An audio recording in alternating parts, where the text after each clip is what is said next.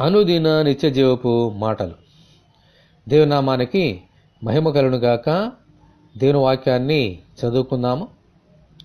మనకు జీవమై ఉన్న క్రీస్తు ప్రత్యక్షమైనప్పుడు మీరును ఆయనతో కూడా మహిమయందు ప్రత్యక్షపరచబడుదురు. కొలసలకు రాసిన పత్రిక 3వ అధ్యాయము 4వ వచనం. ప్రభు ఈ లోకంలోనికి వచ్చినప్పుడు మనవలే మట్టి శరీరము ధరించి కన్య అయిన మరియ గర్భమందు ఈ లోకములో అవతరించారు. హల్లెలూయా. ఆ శరీరమును మన కొరకు శిలువ మీద సమర్పించి చనిపోయి సమాధి చేయబడ్డారు. అయితే ఆయన తిరిగి లేచినప్పుడు ఈ మట్టి శరీరమును విడిచిపెట్టి మహిమగల శరీరమును ధరించి పరలోకమునకు హెచ్చింపబడి దేవుని చేత మహిమపరచబడ్డారు. ఆమెన్. అదే మహిమగల శరీరముతో రెండవసారి ఈ లోకములో జీవము గల యేసు ప్రత్యక్షము కాబోతున్నారు. ఆయన యందు విశ్వాసముంచిన మనము కూడా ఆయన ప్రత్యక్షమైనప్పుడు ఈ మట్టి శరీరమును విడిచిపెట్టి ఆయన కృప ద్వారా మహిమగల శరీరముగా మార్పు నొంది ఆయన ఎదుట ప్రత్యక్షపరచబడతాం.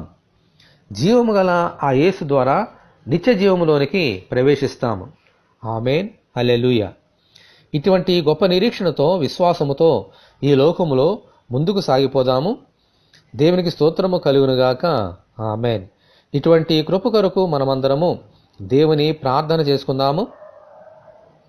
జీవమును మహిమయునే ఉన్న ప్రభువా, మీకు వందనములు.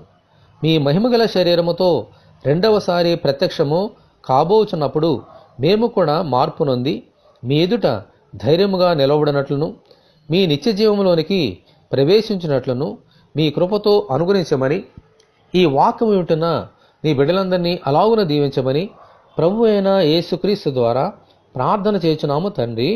ఆమెన్. ప్రభు అయిన యేసుక్రీస్తు కృప మనకందరికీ తోడే ఉండి నడిపించునుగాక. ఆమెన్. పరిశుద్ధ దేవుని మందిరం.